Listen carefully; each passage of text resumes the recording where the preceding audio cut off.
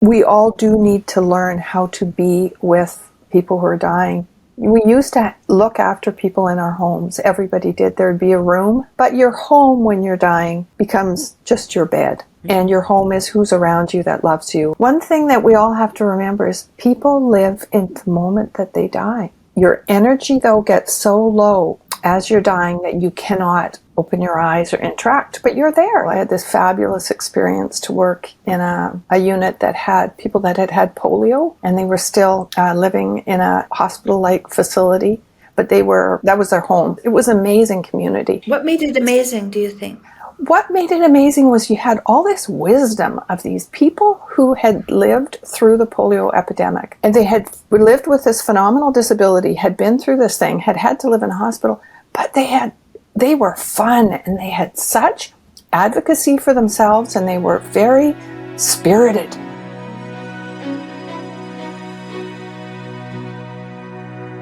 Good morning, Della. Good morning, Tam. Thank you so much for coming on the podcast. I've been looking forward to this for a long time. Yeah, I've been looking forward to it too. So why don't we start by, you can introduce yourself about who you are, what you do, and how long you've been doing it for. Just so all my listeners know who you are. Sure. So I'm Della Roberts, and I am a wife, a mother, a grandmother, and I'm a registered nurse. And all of those things come together, I think, to make me who I am as I introduce myself. And I have been lived in Canada all my life, and I'm have been a nurse now since I started in nursing in 1974 in my education. So that is a long time ago, and I've been nursing all of the years except for when I was off to have babies. And I've been a mother for 37 years and a grandmother for I guess over 3 years now. That's pretty new, the grandmother stage, eh? It is. It's wonderful. Yeah, is it wonderful? What can you say about being a grandmother? I would say about being a grandmother that, well, for one thing, it's a phenomenal privilege to be in the lives of other people, period. Intimate relationships with other people are a privilege. And so by just birth, if you have maintained your relationship with your children, right? So if you maintain your relationship with your children, then you have the privilege to be involved with their children's lives. And which is so important for all of us. For all of us, it's one of our purposes as we grow along in life developmentally, really, to give to the children and grandchildren. And I had this phenomenal privilege to be at pole raising, an Indigenous gathering for a pole raising, and one of the elders was talking about the purpose of being a grandparent, and that the key purpose was for the grandchildren now in your lives. And that really resonated with me. I find that, that's a deeply meaningful part. And I think it's just a natural part of us as human beings, mothers, to want to be in relationship with children and in grandchildren, because you have a privileged relationship. You're a different person to them. So it's a real amazing opportunity and important for our family and our society, really. I was just talking to a friend this morning on the telephone, and for a moment we were talking about our grandparents. We were talking about our own faith and coming to faith and the history, our own histories, and what may have helped us to come to faith in the past. And I said my grandmothers had faith. They had religion and they had faith. And then my friend asked me about my grandchildren, and I said, "Oh yeah, it's remarkable. You know, if I bring up anything about the rosary, their eyes just shine, and they're so accepting, and it was quite remarkable to me to notice that, just how, because we never really had that experience as children ourselves with our parents. And so when during the COVID lockdowns, I had gone away with my son and his wife, and they had just had a baby, their first baby, and he was in a little baby carrier. He wasn't very old, and I was praying the rosary, and he was just locked on to what I was doing. And I thought, isn't that interesting that the repetition and everything just was good. I think, wow, that's phenomenal. Well, and I think that talks to the opportunity, privilege, responsibility in grandparenting, because I find that with, like, I'm a huge gardener, and just being with the children in the garden, they are locked in, locked on to what we're doing. And so I think there's such an openness, like you say, without judgment, without critique. There's just such an acceptance. That's a very important time, the messages that they're getting and the exposure that you can give them, because they have such openness and are watching us, because we're in this trusting, intimate, they know that they're 100% loved, more than 100% loved, and they're safe. They know they're 100% loved. They know they're safe. So what we're showing them and exposing them to do, they believe and trust that is of meaning and has purpose, right? So it's a very, it's a lot of responsibility in some ways, you know, and a great opportunity, because it's like the reflecting back when we had our children, right? It's such a hectic time, right? Mother's calendars, you have all these things, everybody has a job, and although I'm working, you know, my work is still an important part of my life. I have a lot of flexibility, and when I'm with the kids, I'm just 100% present to them. And that's a very hard thing to do in life, to be 100% present anyways, right? But with children, to just move into that space. And I think it's one of the things with grandparenting, you have learned from your own parenting experience the preciousness of this. You know it even more so now. And so when you have this opportunity to be in the presence of these children, that's the main game. That's what's happening. That is the focus. And they so they're very influenced. We have to be very mindful, right? Because it's a very influencing time. Like you say, they're locked on. They feel your passion. They feel your meaningfulness, and they're absorbing that. And I think too, your husband's grandfather, his experience, his playfulness is really something to see too, and the kids just adore how playful he is. That's what I've seen every time I've been with you, just how playful he is. He's so playful, and the kids, they're just reveling in it.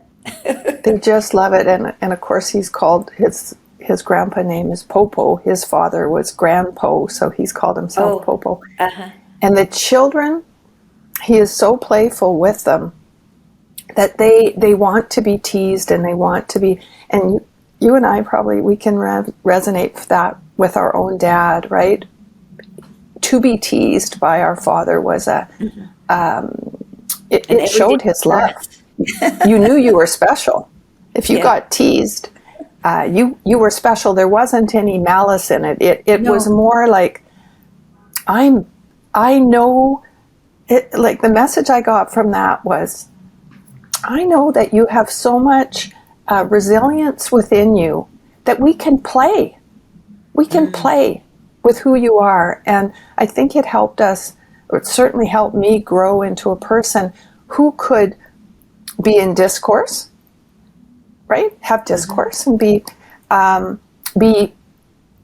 have feedback, be challenged by things and not be broken by it, not be wounded by it, but be able to take that experience and reflect on it and know that we, in our essence of ourselves, we're really solid. Yeah. And I think this true. playfulness that comes that certainly my husband Dan has. He interacts very differently with the kids than I do. They have to, what would I say? They have to up their game a little bit with Dan to interact in this playful way. Yeah. Builds our character. And I see it, Jordan, I see that with Jordan, but I also see that with my son Julian and his little kids, that his interactions with his kids, all he's doing is giving them something, but then he moves his hand, and so there's just a little bit of play. They can't quite grasp what it is he's got because he has to play with them a little bit before he gives it to them. So that little bit of play that the father brings to it all the time is, it's instructive to the kids. Traveling with Jordan on tour and getting up on stage, I know that it was Dad that gave me the courage to put myself out there. Now I find it's my Heavenly Father, but I know that began with my family father. And I told him that the last time I was with him. I try to tell him every time I see him just the thing that I have learned as I've gotten older about our relationship, and that what I'm thankful for. Yeah, that makes going to see him even more important. That I get to do that. So yeah, talking about elderly people, because he's 92. I thought we could talk a little bit about your work, because your work is in palliative care, or it has been. It hasn't always been, but mostly that's what you've done. Most of my career, yes. Yeah. And so, I don't know what you're comfortable with sharing about it, but I thought that it would be very helpful to people to understand this part of life and how to interact with their loved ones, because we're all going to get old. We're all going to suffer. We're all going to die. And you've had so much experience with that, and I thought it would be really helpful to people to hear some of what you've learned. Yeah. Well, thank you. It's interesting, when I graduated from 1978, that's when the term palliative care was just being introduced in Canada. So actually in my basic education, it wasn't talked about. It wasn't a term. We didn't even talk, I don't think, in my basic education about dying, which is, as a nurse, pretty foundational. So I actually went back and did my master's in nursing in the mid-80s. And so still hadn't been exposed to the concept of palliative care, but I had always been drawn to be with people in relationship. I had been working I'd worked in the burn unit, intensive care unit, where there was a lot of intensity, and there was death and there was suffering, but there was the opportunity for recovery, but there was disability. And then I worked with people. I had this fabulous experience to work in a unit that had people that had polio, and they were still living in a hospital-like facility, but that was their home. And also on that unit, there was many people with respiratory illnesses, ventilated people and everything. It was an amazing community. Really was an amazing community of people. What made it amazing, do you think? What made it amazing was you had all this wisdom of these people who had lived through the polio epidemic. And now were disabled from it. Some phenomenally disabled, unable to move at all, on a ventilator, doing glossopharyngeal breathing where they would actually pull air into their lungs. And they had lived with this phenomenal disability, had been through this thing, had had to live in a hospital, but they were fun and they had such advocacy for themselves and they were very spirited. And so they made you really accountable as I was the, what was called then the head nurse, or I was the nursing supervisor, and I was really young. I wasn't even, I think I was like 25 or something. Didn't really know what I was doing. And they guided, they were very influential, but I had a lot of confidence, more confidence in myself than I probably even was worthy of at that age. And so you had this interaction between people that had lived through a great suffering, found a way to go forward in life and make meaning, with other people that were on the unit that were experiencing a more acute illness from emphysema or respiratory, and young people. We had young people with cystic fibrosis that and were repeatedly admitted, and they ended up dying through the couple of years that I worked there. And so you had this interaction between illness, a focus on living for today, and a knowing that death was likely, could happen to these people, maybe in that admission to the hospital, maybe not. So death was possible.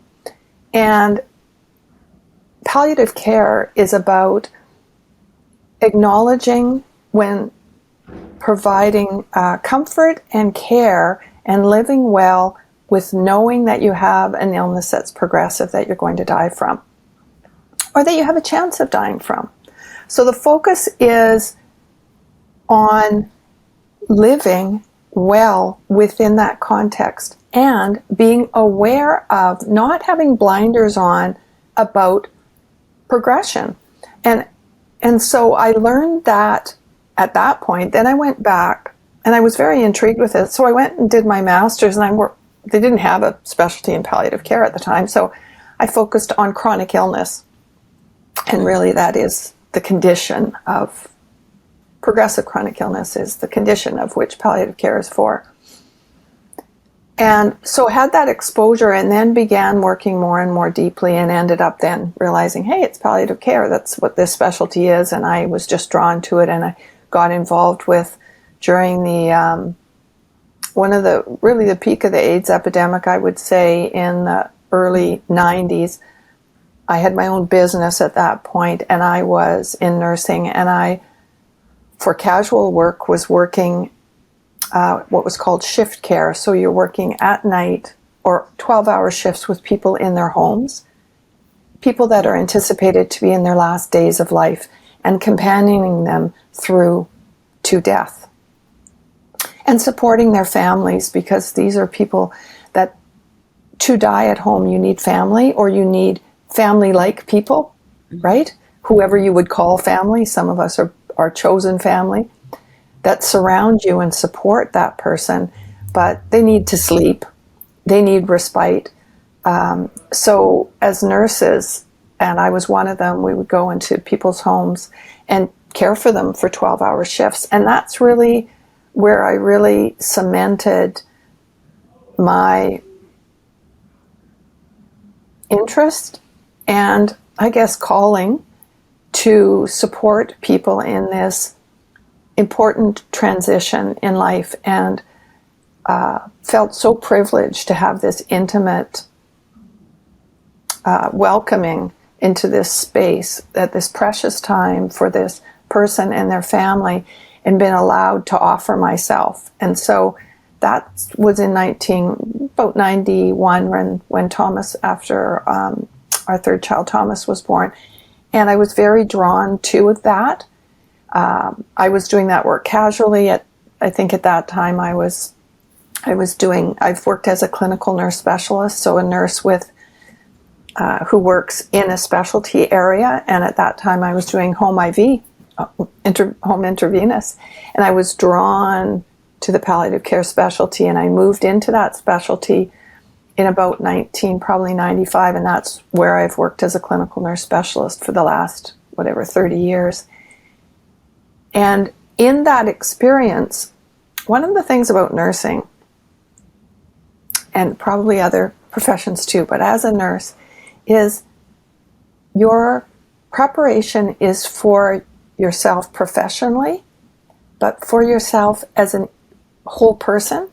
Mm-hmm. And you learn things to contribute in your work, to your community, but within your family, within all realms of yourself. And our aunt died, our mom's sister, and this was right around that time. We were having a family reunion, if you remember, mm-hmm. and we all gathered, and my aunt, who was very important to us, really, really important as children.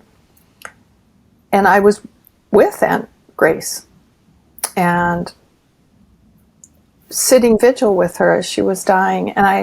And one of her problems was shortness of breath. And I had done, as a nurse, I had done research into the experience of breathlessness. I was very interested in, because breathlessness is such a subjective, you can't determine how breathless people are from the outside. They have to tell you, and it takes a lot of inner coping to manage it. And there are some very concrete things we can do with medications and techniques that really make a difference that people wouldn't know intuitively to do. So I had just been studying all this, and I had been using it in my practice because I had worked as a specialist with people with respiratory illness. And there I was at my Aunt Grace's bedside, and I felt like I was using every fiber of myself to be offered to her in this experience. And I had so many dimensions, and I was just trying to be 100% available with everything I knew, everything I was, my spirit, and whatever connection, and then just being there and trusting that whatever Grace needed from me, I would give in that moment. And I have a funny story, because just as we're looking forward to anything in our life, you talk about it. We're going to go on a trip. You talk about your trip. You don't say nothing about your trip until you go, right?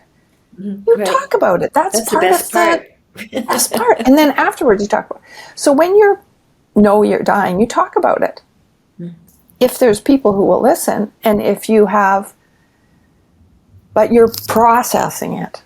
So one of the things that I learned was how you could have normal talking about decline and change and death.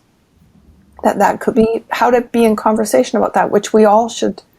I hope to model that in my circle. Palliative care, I think, is trying to help our society learn about that and be better with it. But so with Grace, I felt quite comfortable with it. And so we had been talking about her dying, and she was hours away from dying. And I was saying to her she could hardly talk, and she hardly had any energy. And so I was there with her, and I said, when you're ready, you let go. We're ready.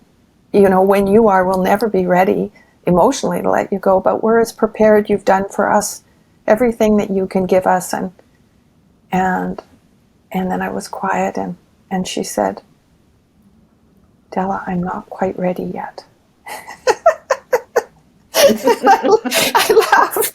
I laughed, and we kind of had this little laugh. And she kind of was like, well, thanks for all that, but I'm not quite ready.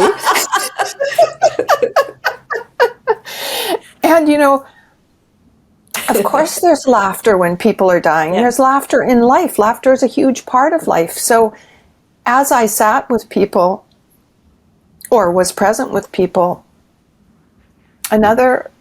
You learn that you're fully yourself, all parts of yourself, the sad part, the happy part, that you just are. And people who are dying, they have all parts of them too. They're not just like sadly going towards, no, they're living fully till the last part of their life. I was with another woman, and she hadn't eaten or drank for so long. She was actually young, and she was a young anesthetist who was dying, and she had a young family, and she had some shortness of breath that I helped her with that night, and she hadn't eaten anything or drank anything for so long, and I thought she might die that night. And then she said to me, "I would like a drink of Coke." I thought, oh my goodness, what does Coke do to you? It doesn't matter. Doesn't matter. So here I was rummaging around her house. You know, her husband's asleep. And it's like, she's, I think, in the basement, down over the, rummaging around, trying to find this Coke. And I'm so happy. I found it, and I put it in a glass, and I sat her up. She hadn't sat up for a long time, and she had a sip. And she looks at me, and she says, "That's Diet Coke." That's not what she wanted.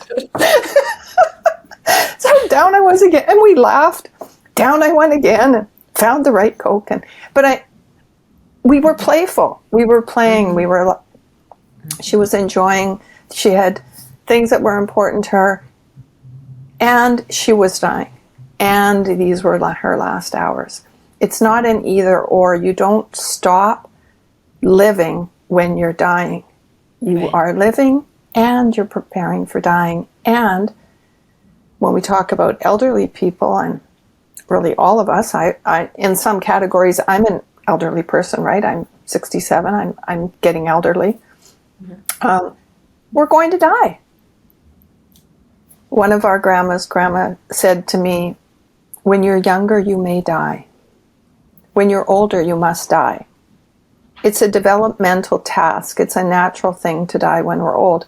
We may have some misfortune in our lives and die too early. That can happen, and we need to be prepared for that. But it's coming. We're like a plant. There's a cycle to us, and there's a cycle of being born, living, and dying. So talking about it is really important, because talking about it prepares us to reflect on, am I living now the way I want to live? Mm. So helps situate us about our purpose, whether we're living with the type of meaning and, in the way that we want to, knowing that it's going to end, knowing you don't have forever amount of time. And then secondly, unless you die suddenly, and just a small percentage of people actually die suddenly, even though there's lots of TV shows about people dying suddenly. Most people, the majority of us, will die after a period of frailty. Mm-hmm. And so we may not be able to make decisions for ourselves as things unfold. So who's going to make decisions for us? Well, people around us, our chosen family. Well, what if they don't know what's important to us? Well, then they're going to make decisions potentially about what's important to them, which is not at all, even legally, when you are somebody's substitute decision maker, your legal accountability is to think about, from their perspective, if they could speak for themselves, what would they want, not what you would want. Now that's phenomenally empowering, because if you think about Dad, our father went recently into a long-term care facility. It was a huge decision to make, and he has short-term memory changes, and so we were still able to talk to him about that decision, and he did give consent to go, but I also knew, as we did in the family, that it was hard for him to consider, be able to think through all the implications of decision making. So he was trusting, when I said, Dad, blah, blah, blah, this and that, he said, well, And he couldn't get his words together, but he's nodded his head. He said, well then, he's kind of like, yeah, well, and I'm trusting you. I am trusting you are making decisions. We were making decisions in his best interest. But Dad had told me, we had advanced care planning conversations. There's all kinds of references for people. How long ago before that? I probably started advanced care planning conversations with Dad, I would say about, when our mom died with frontal lobe dementia. In 2007. And when she died in 2007. And I would say about 2005, when she would maybe need to go in for respite care, we were doing goals of care for her. And so I talked with Dad at that time about himself. I see. We were talking about what was important to Mom, so I thought, might as well get what's important to Dad at the same time. Mm-hmm.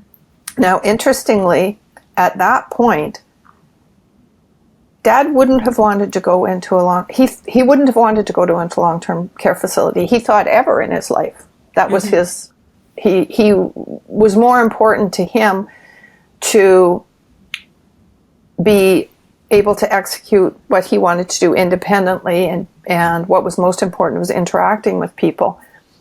So then, as he became more frail, Mom had died and he became more frail, probably about 6 years ago. He was having some issues, and so I thought we better revisit these conversations. And I asked him, and these are really important types of questions, and there's good materials that I can provide for people about this, but I said to Dad, what abilities do you have, Dad, that are so critical that life wouldn't be worth living without? Mm-hmm. And he said, talking to people. And I said, okay. So as long as he could talk to people and interact with them, have meaningful interactions. And I asked him about what types of support would be acceptable to him. And so I said, what are you willing to go through to live longer? What are you willing to go through?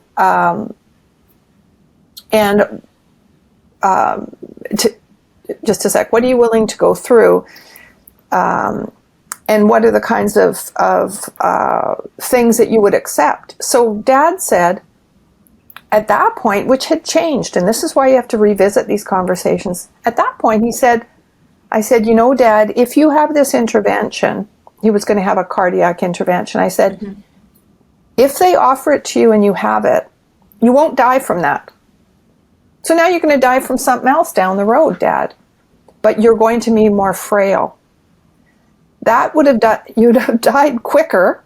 But now since you got through that, you're going to be more frail and probably die slower. And the likelihood that you would need to go into a nursing home is greater. Because your care needs will become higher because you'll be more frail longer. I said, when we talk about that, is that worrisome to you? Nope.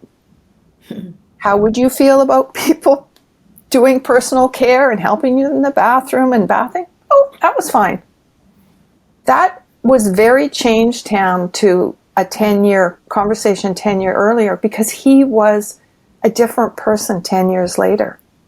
So what was important to him then, 10 years prior, wasn't the same as what was important 10 years later. So these conversations have to be revisited.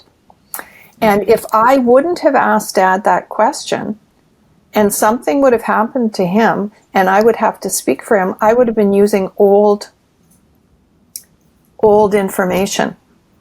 So, and that information about the meaningfulness for our dad, was so important because when he went into the long-term care facility, he was disoriented, and he was trying to get out the door. He kept trying to get home. Like when you would leave, he'd say, well, what am I supposed to do? Walk home? He couldn't process that he was living there. It took him probably about 4 or 5 months to get that. And he's there and he's settled. But in the interim, he was trying to get out the doors, and the staff were worried. It was winter. He went there at the end of December, that he was going to get out the door and freeze or be cold or have something. So they asked if he should go into this area where he would been more, it's a secure area, even a smaller area, and most people there have quite advanced dementia. It's called a low stimulation area. And I was able to say, no, under no circumstance should he be moved there, because the thing that is most important to him is interaction. And that's a low interaction place. That's not in line with his wishes. So no, that wouldn't be acceptable to my dad. It wouldn't be acceptable to our family, and we would have to problem solve other things, but take that option off the table. And see how helpful. I wasn't saying, me, Della Roberts, I don't want that for my dad. No, because I don't know. I might have thought that, but I was able to say, my father expressed these wishes, and that's what we are taking direction from. That's our responsibility as a substitute decision maker. When we're substituting in, when we're tagged in, we have to act for what that person's wishes are, and you have to have these conversations to know it. And just because you know somebody well doesn't mean you'll know what they want. And a good friend of mine, palliative care doc, says, hey, if your family knew you so well, you'd never get those Christmas presents. Somebody can think they're giving you a great gift. They think they know you well, but it might be completely off the mark. We don't want to be off the mark when we're doing something so important as supporting someone, in their living as they're moving towards dying. And I found, what we found was we moved Dad in there, and he'd been sitting in an easy chair at home most of the time. He was getting so, that's where he was hanging out. And he had, his companion was there, but that was only one person. Also, he went through this COVID lockdown, which was even more restrictive, which was hard on everybody. But when he moved into the nursing home, he was sitting up in a wheelchair, moving the wheelchair with his legs, having to keep his back up, strengthening his neck, and he became stronger, and he had more people around. So now he's speaking more and interacting more. And so over the months, once he relaxed, it's been a good change for him. So we're very grateful for that, hey? It's been a very good change, and I think, this is the thing, as family members, you're so worried, you just want to do the best. It's an excruciating experience to try and make these decisions. But when you don't do them by yourself, I'm the one that's living here closest to Dad, making, from healthcare decisions perspective, but we made these decisions as like all of our, we met together as siblings, and we talked about it together. We went over this, ensuring that we were all in line. Now, not all families have that kind of cohesion, right? But there's always people to talk to about these things, so that you can not feel alone in this decision making. And healthcare providers can lean into these spaces for families that don't have that extensive support. You must have experience with that too, with some of the families that you've been with. Yes, and I think that's a healthcare nursing role. That's what you can move into these intimate conversations and help guide people. So, for example, a really close person to me died not long ago, and I was talking to his wife, and she said to me, I don't know if I should, she wondered if she should be taking him to their summer place. She said, I just don't know if I should take him there, if I should leave him here. And I said, well, you know what? Fortunately, that's not your decision to make. That's your husband's decision. you just talk to him about it and he'll tell you. And then our job is your job then as his support person to know, can you do whatever his wishes are? Do you have the capacity to support that because you're a team? And then we look at how can we augment that. If we know what is important to him and we know what you can do and what you need, then we can augment to put it together. And it was a great relief to her to realize this. She was taking on this decision making. I need to decide. It's like, well, no, he can speak for himself. Yes, he's very close to the end of his life, but he's capable, and that's his decision. He's the driver of the bus. And it was such a relief.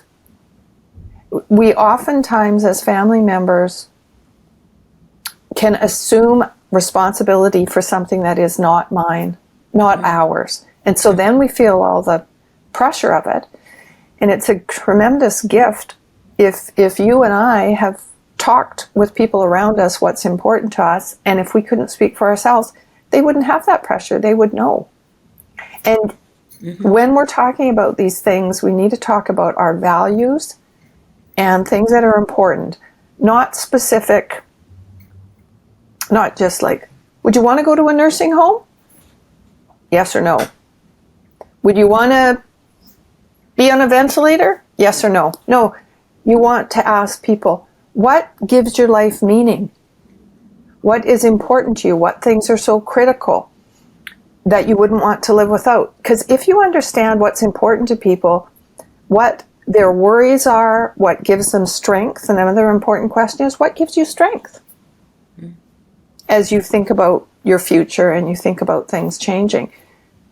If you know those things, and if the people around you making decisions know that, they can then decide, is this specific thing, like I never talked to Dad, would you want to go into a area in a long-term care facility that is a low stimulation area? How am I ever going to ask that question? But knowing what are the things that are most important to you, I could then weigh that decision. And sometimes a lot of these forms and things, they ask about specific things.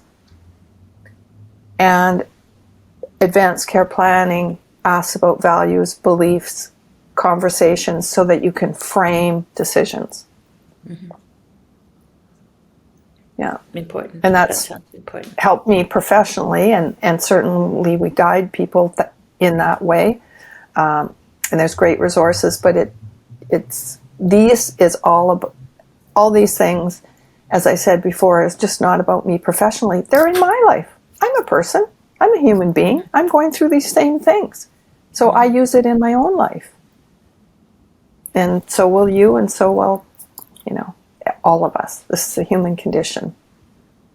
So I want to talk about, so when Mom died, so you were with Mom in the hospital when she was finally put in the hospital. And then we came because we knew that she only had a short time left.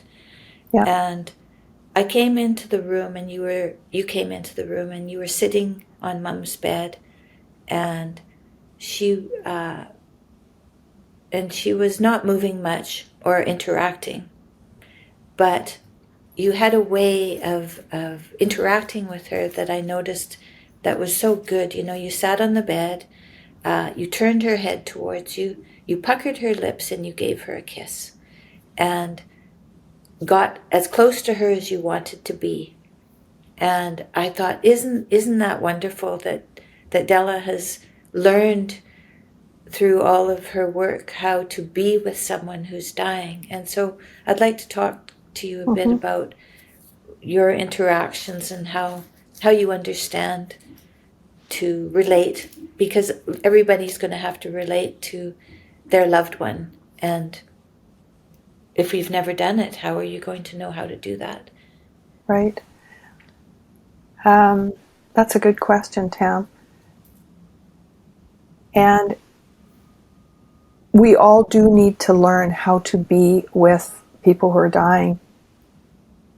We used to look after people in our homes. Everybody did. There'd be a room, right? If someone was sick or dying, a room in the home. But for many reasons, that's not happening as much. It still can happen with support, and people need to know that that's available. But it may be, but your home when you're dying becomes just your bed, right? And your home is who's around you that loves you, or, because people are still, one thing that we all have to remember is people live in the moment that they die. Your energy though gets so low as you're dying that you cannot open your eyes or interact, but you're there, and this was phenomenally apparent with Mom when she was dying. So Mom was dying of frontal lobe dementia. When you die with dementia, it's brain failure. Your brain is failing. I don't know if this is the same with frontal lobe dementia, but a brain of someone who has Alzheimer's disease, when they die, their brain is weighs a third less. You lose brain tissue, just like your heart or your lung. So you've actually got less brain cells firing, if you want to think about it that way. Our mom died with frontal lobe dementia. She never had an infection. It was brain failure. And so now she's not able to eat, swallow, and that's when we all got called, because now her brain wasn't allowing her even to swallow, so we knew she was going to die. As we were sitting vigil, Dad hadn't been there. All of the rest of us kids were there. And if you remember, Mom hadn't opened her eyes for hours. And she died about probably 10 hours later. He came in. He said, "Hello, Bethy." He went up to her. She opened her eyes. She looked at him. He gave her an Eskimo, well, we called it that, Nose rub. Rubbed noses with her and gave her a kiss. She kept her eyes open. Dad was probably only there about 15 or 20 minutes. She kept her eyes open and she watched him the entire time. That's right. Then she closed her eyes. She never opened them again, and she hadn't opened them for 12 hours. Yeah. So here's somebody who's dying that has brain failure. Their lower brain functions are closing down.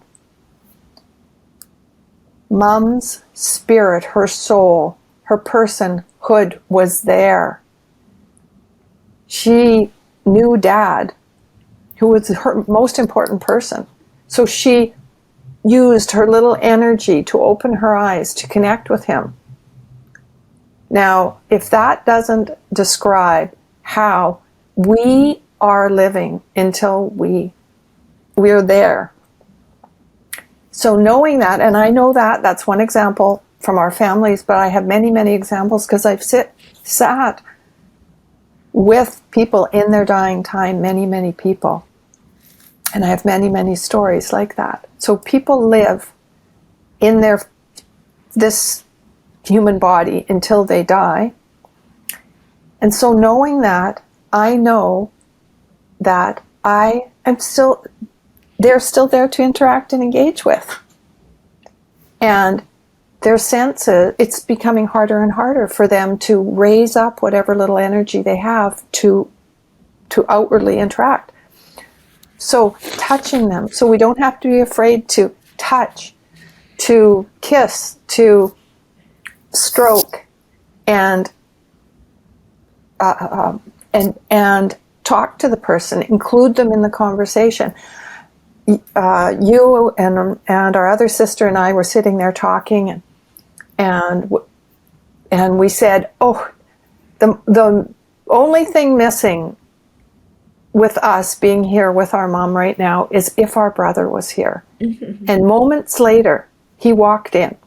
Do you remember? The four of us sat there and we were talking. What were we talking about? Oh, we were reminiscing. We're talking about projects and things.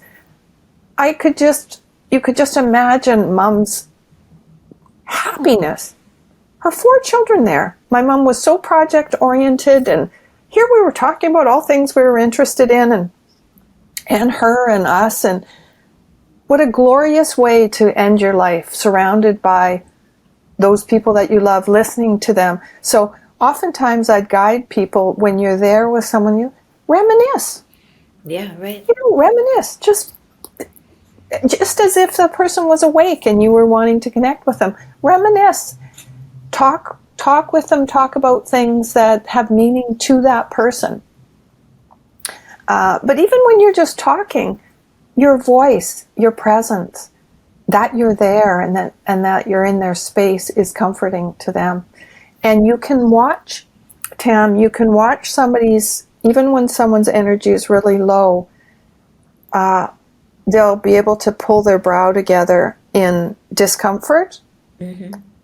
So even though what you might be seeing as the body is getting ready to let go and everything is shutting down, you see changes in people's breathing and temperature of their skin, and they might be making funny breathing noises, and maybe their mouth won't stay open. How do you know that they're not in distress? Well, watch their brow. Their brow should be at ease. Mm-hmm. And then if they're not, of course, we have medications and things like that we can give to people. So I think, number one, knowing that person is there, mm-hmm. but their energy is very, very low. So you have to do the work. The work's on your side, mm-hmm. the interaction work. But it can just be touch, it's presence. They can feel you. And secondly, that you can watch and know if they need something, they'll still be able to demonstrate it. And so, other people around can guide you if needed. But we're made to die. Not a scary thing. We're made to die. It is scary to think about when you're living, but when you're dying, it's a natural thing to be happening. And most people, not all, some people can experience existential, spiritual suffering, I would say, as they go towards dying. But most people, when they're in the dying time, they are ready to release and move into the next process. Yeah, whatever we all believe. I have my own beliefs, but that there's a naturalness about it. It's not anything to be you told afraid me of. that different people will die with you there, and some people will die when you're not there, and that's their choice. And so I think it's maybe sometimes hard for people because they've been there with their loved one, and then they go to the bathroom or something and their mother dies, and they wonder about that. But maybe you could talk to that a little bit. Yeah, if you think about energy and the energy connection that you can feel when you're with each other. And so some people, there's a letting go. This is my own understanding. We don't, you're not going to be able to have hard evidence about any of this stuff. But from people who've been with many people when they die, there's an understanding that there is a time when they let go. And that's very individual. And it's, who knows all the factors that influence it. But as a person with your person that you love, with Mom, I wanted to be there. I wanted to be there at the moment Mom died. It was important to me. Your daughter, my husband, and I were all sleeping on the floor in her room. We were all wanting to be there. Mm-hmm. But she wasn't letting go. And so I knew intellectually from my nursing side, not my daughter heart side, that maybe she needed to not have us there. Maybe if just one of us was there, that wasn't how she wanted it. Either we all had to be there or nobody there. I don't know. So I said, it was about 2 a.m. or so, and I said, Mom, we're going to go home for a few hours. And if you die while we're gone, then that's what's right for you. And we're all ready. Mm-hmm. And if we come back at 6 a.m. and you're here, I'm going to be happy to see you. because it's hard for me to let you go, but I am ready. But you might just need some time on your own, because we hadn't left her on her own. So sure enough, we got home and she died. Then I thought, why did I leave? Because it's not intellectual, it's emotional. Then I was all upset that I'd left. Yeah. But We had to be upset. Yeah, my husband's like, oh gosh, Della. But you can't prepare your heart. But I did know intellectually that perhaps our mom needed, it was easier for her to let go when we family weren't there. And you just have to surrender to whatever unfolds. That was their path, and that was right for them. It's not under our control. We can know what's important to us, but like you say, even those people that have decided it's so important I'm going to be here, you have to go to the bathroom, you have to go and get a drink of water, and that may be the time the person dies, and it's not unusual. Yeah, So, and it's not unusual. Yeah, it's not unusual. That fascinating. Mm-hmm. Mm-hmm. Yeah, let's talk a little bit about Mom. Mom had prefrontal dementia, and you were there. You were there. You weren't quite living that close to her, but much closer than me. Yeah. That's for sure. Let's talk a little bit about how we coped with dementia, I guess. Yeah, so I had, was fortunate that I saw Mom at least every month. Mm-hmm. We were living in the Lower Mainland, and Mom and Dad were living on the island. So we saw them at least every month. And I understand much more about dementia now than I did then. Mm. And I think as one of the things about dementia, there's different forms of dementia, mm-hmm. and they all are affecting, brain function, but they all work differently. And it's very important to know what type of dementia your person has. So, important question that I would say anybody that's diagnosed with dementia needs to ask is, well, what type of dementia is this?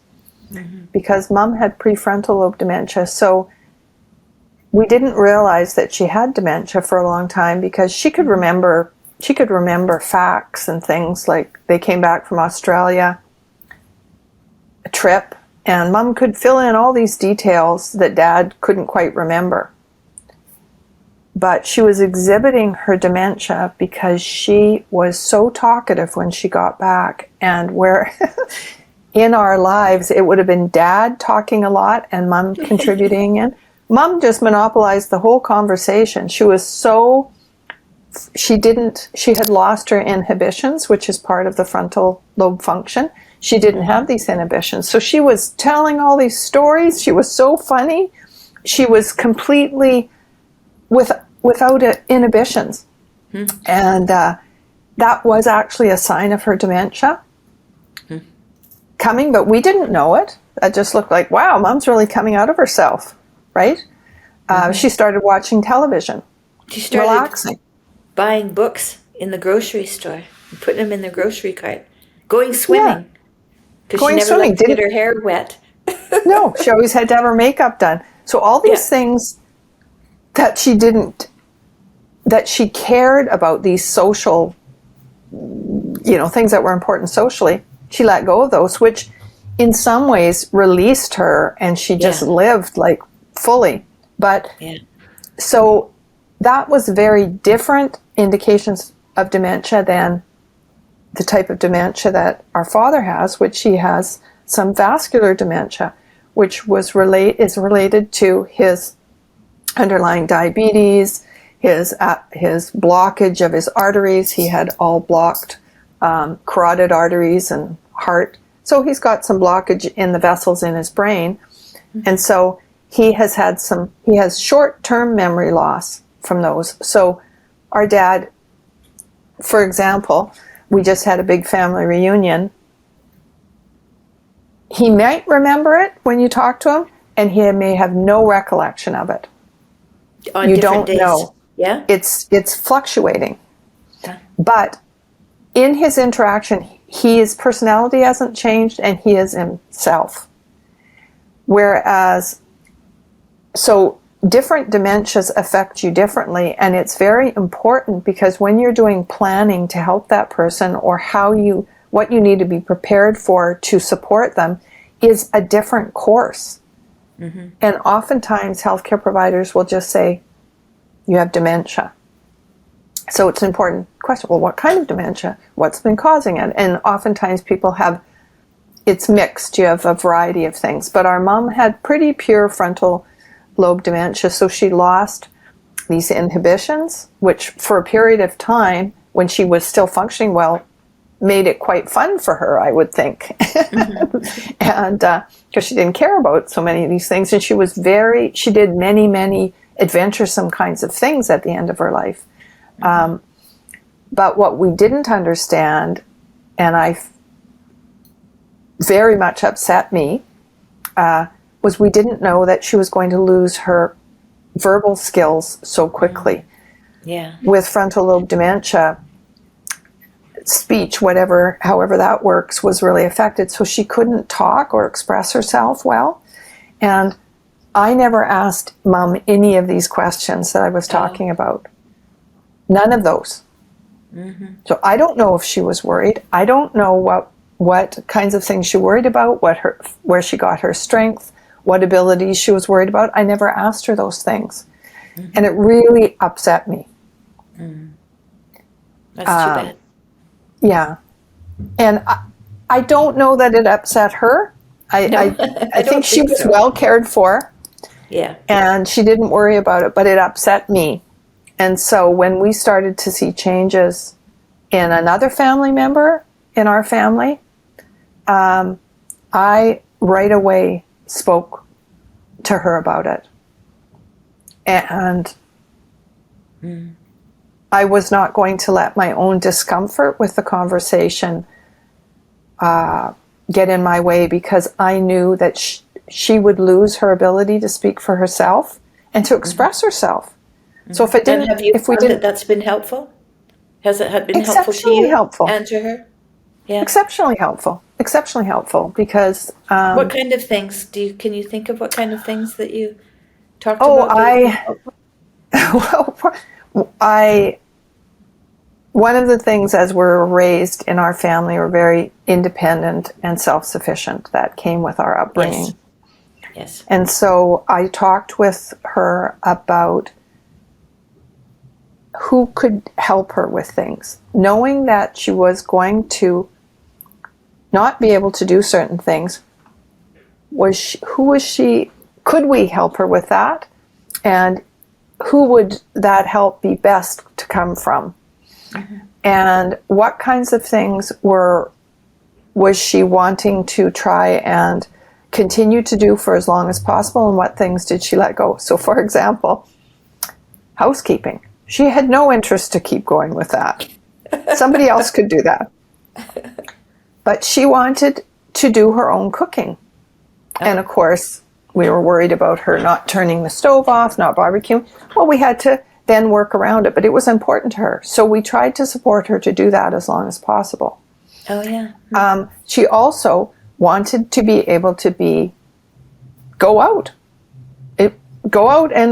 and walk or drive. Mm-hmm. So it was difficult when she wasn't safe to drive anymore. She thought she was, and I would often approach it this way. I would say, Barb, do you trust that I am telling you things and making decisions that are in your best interest, that you would want? And she said, absolutely. And I said, then you have to trust that I'm telling you, you feel like you can drive and that you're safe, but you're no longer capable. And I worry that if you had an accident, and you would be driving, that you wouldn't be covered by insurance, because you're not supposed to be driving, and you're a very good businesswoman, And you wouldn't want anything to happen to that financial nest egg that you've built up. That was true. So I knew the things that were important to her, and I could bring those into the conversation so that it could help her with her decision making. So those are the kinds of things. Also, I was able to ask her, what is most important to you as you get needing more help?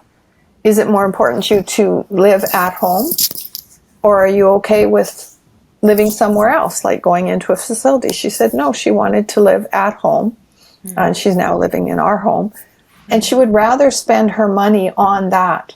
So I was able to, very concretely, able to say, she's not able to make her financial decisions, but she made it very clear she wanted to spend money on herself so she could have care, so she could be at home, rather than, that was more important to her. So those were the kinds of things that have really helped us in decision making. And I had those conversations. It wasn't the physician or a nurse or somebody that said, Della, these are conversations you should have. Because even though we should be guiding people that way as healthcare providers, there is a worry. I think healthcare providers have a worry that they're going to hurt our feelings or make us uncomfortable, even though that's our job, is to do that. So no one guided me in that conversation, but I knew from Mom. And that's how I feel that Mom mothers us continually, and our sister, because through her path and what we learned from her, we're bringing to this next experience. And so a message is, if this is your first experience and you don't have experience with this, you need to seek out. And there's so many great places and resources to get information. But that information is not going to make it harder. It actually will prepare and make it easier, as the information we've had from learning from our mom has helped us with our sister, right? Yeah. It's not made it worse. When I was very ill, I was put in touch with a palliative care nurse or a doctor, and I was sent to a place called Wellspring that has courses for people who are suffering from cancer or who have suffered from cancer. And so I took a couple of courses, and they were so helpful to me in self-compassion. I took courses in self-compassion, and they were art courses. So they had all kinds of courses, but my interest was in art, so I was able to express what I needed to through meditation and drawing and painting. And I learned things about myself there. So, and my experience, I had a good surgeon.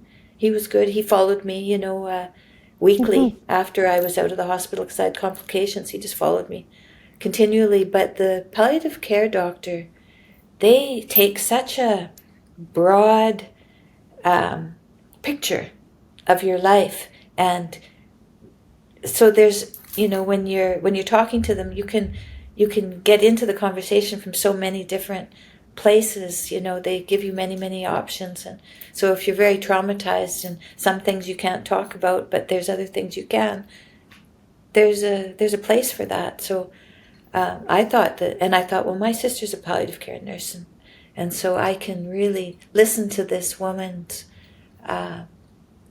helpfulness. I knew that she would be helpful, and she really, really was. She gave me a lot of insight, and I think also helped me to,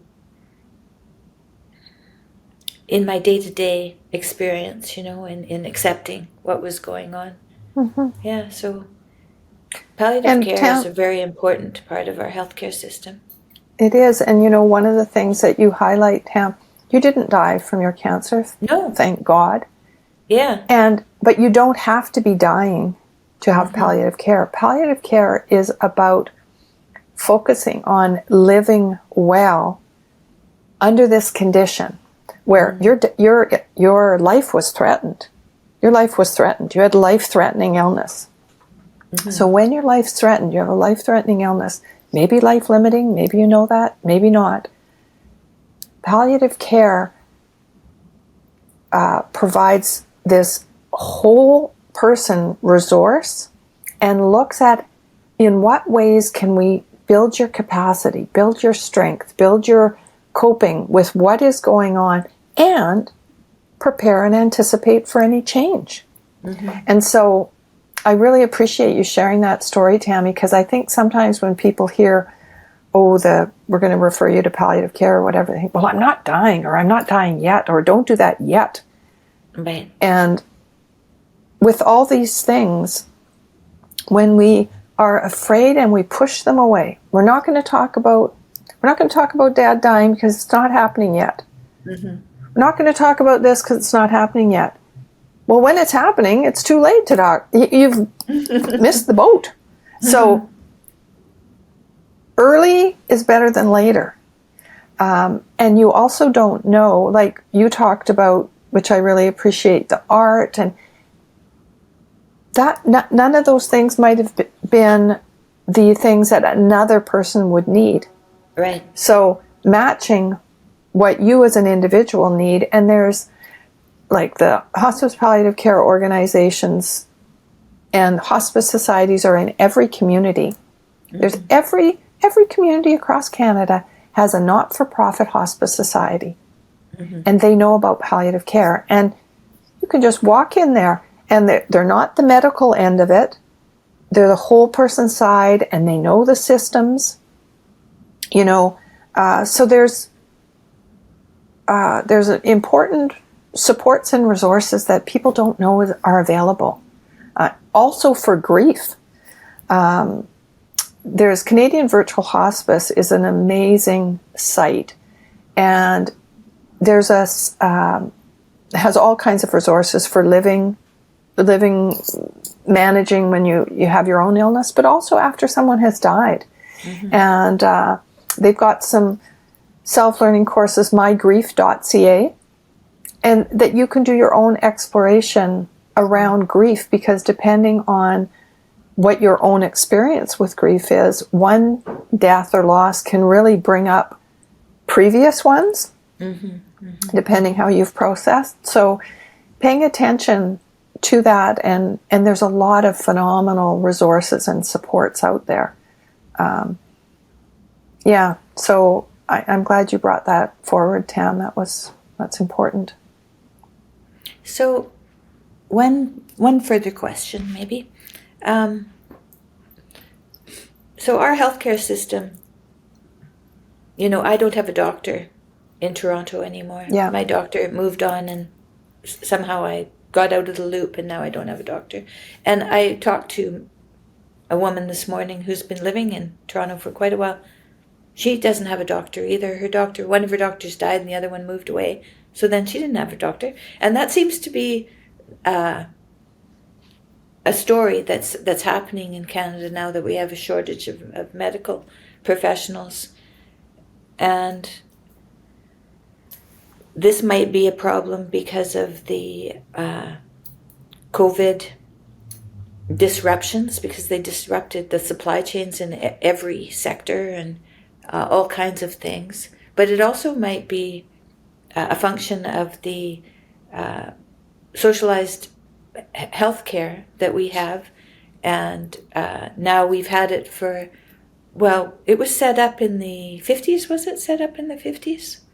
Socialized healthcare, or maybe maybe a little with Tommy Douglas. I'm not sure if it was the 50s or a little bit before. Yeah, I'm not quite sure when it was, but anyway, it might be that, and I don't know, but it might be just a natural evolution of how things are playing out in socialized medicine. What do you think the future of socialized medicine is for Canadians? Do you have any insight? Do you think? Well, that's a big question. Or even an opinion? Yeah. I guess what I would say is systems have to evolve. all systems have strengths and limitations. And but systems have to evolve. And so our healthcare system has to evolve. Can't keep doing the same things over time. So I think we're in a transitional period of time. One of the things I think that underlies this, however, is people's self-responsibility. So we have invested a lot in illness management or an illness system in Canada. Mm-hmm. And I think we have to, as a society, as individuals, focus more on wellness and prevention, starting with our children and youth, and making sure that children are well nourished, that they're in a safe environments, but have the ability to learn how to be independent decision-making people, and how to look after our bodies, look after our minds, look after our spirits, form greater social networks. We know that things like social prescribing are becoming more talked about now, which really means it started, I think, in the UK, where they realized, hey, really isolated people get sicker and do worse. So when you go to their doctor, rather than prescribing a pill, prescribe connection within your community that will support you. And I do think the answer is within our communities and our societies. However our systems are structured, there'll be strengths to them and limitations to them. But we have to look beyond that, and we have to look at our communities, right, starting in your own neighborhood, knowing your neighbors, supporting your neighbors. I remember when I first started living and had moved to the city, and I said to Mom, I don't know that I'm a city kind of person. I think that I don't, because I was missing this sense of community. And my Mom said, you create your community wherever you live, Della. Whether it's a small town or it's a city, it doesn't matter. You create your own community. Mm-hmm. So she kind of challenged me to say, well, you're living in a city. Create your community where you live. Do you know your neighbors So knowing your neighbors, helping your neighbors with things, being involved with youth, having youth with old people. Mm-hmm. I think all of us, sometimes I think we can become very, not that how our healthcare system is organized isn't important. It is very important. And I think there's innovations that need to be addressed so that you have doctors doing things that doctors need to do, and you have other people doing things that other people could do. Doctors were, I think, doing too much for too long, and it needs to be spread out, and I think the system is moving that way. But as a citizen, I think build your community from your family to your neighborhood, and those kinds of things will help people stay well. Oftentimes, some of our chronic illnesses, yes, you need to have access to diagnostics, and you need to make sure that you're on medications that can be helpful to you, but that is just one small piece of it. What are you doing around, like you talked about, learning about meditation, keeping your body as strong as it can be within this, rehabilitating that? We have to, as citizens, we have to stop looking outside of ourselves for all these solutions. I did Pilates this morning, and I haven't been doing Pilates because I was at the lake for 2 weeks. Yeah. Oh my goodness, this morning I was stretching out that scar tissue, and it was telling me that I haven't been doing my Pilates. Yeah, we would need less doctors available. Yeah. And I think right now we have a bit of a narrative going on in our society about all these problems out there, all these, and you can feel very powerless because they can be big problems. But I think the question is, what am I doing in my life and in my circle to contribute? And everybody has the ability to build their network, to participate and support other people, and build their community. That's all within our own power. And many organizations support health. And the doctor's role, I think, will be, we're in a transition.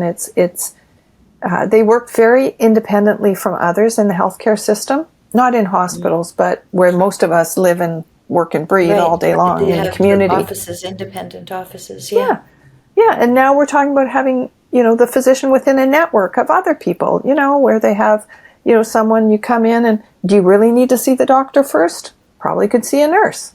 Find out what's going on with you. Then you could, so we have a little bit of better distribution of labor that's needed. And I think that is evolving and happening. And I'm very supportive of that. Well, thank you. Thank you so much, Della. It's good to talk to you. Yeah, good to talk to you. Thanks for inviting me, Tammy. And I think I think this will be very helpful to people. I've been wanting to share your knowledge with people because I've been able to benefit from it. So yeah, one of the, I don't know if you put links or whatever, but one of the things that I didn't mention was there's a thing called the waiting room revolution. And it's a physician and a researcher out of Ontario called the Waiting Room Revolution. They've got some neat podcasts and stuff too going on.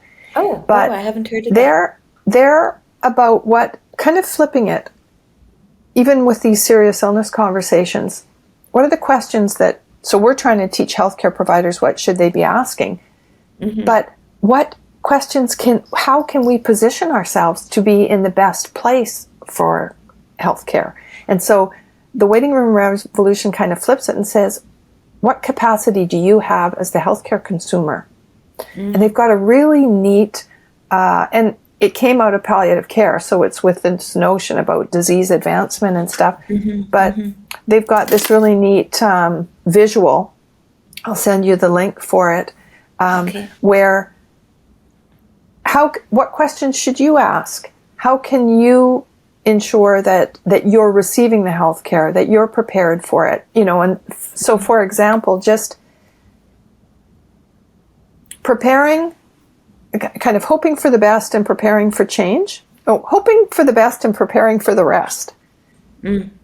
If we all did that, we would need to use doctors less. Yeah, right. So I'm going to send you the link to the Waiting Room Revolution because I think they're on to a neat way to kind of get this message out in a more packaged way that you could take a look at, and you might be interested to talk to one of those guys. Yeah, maybe. Yeah, so any links that you want, you can send them to Ian, and he'll put them in the podcast. Anything that you want. Yeah, I'll send that, and I'll send the link for the advanced, Speak Up campaign, which is the tools for people for advanced care planning, and we've got really good references. So good. I'll send those. That's good too. Okay. Isn't that nice? That's good. Thanks, Tam. Makes me happy. Hey, thank you.